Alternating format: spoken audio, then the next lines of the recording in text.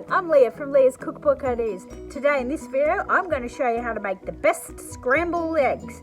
So easy and delicious, so let's go and I'll show you how to make it. All you need is an egg and some cream and salt and pepper.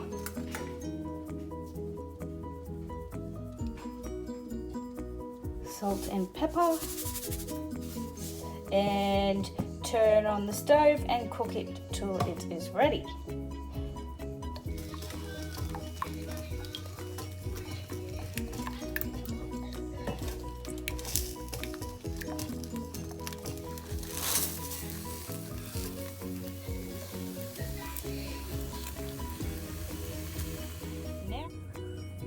So there you go, there's the end product. That literally took about 30 seconds to make. So how easy was that? Why don't you give it a go?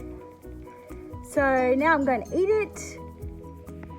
And if you love this video, please give me a thumbs up, subscribe to my channel, and I'll see you next time for another fun video. Cheers!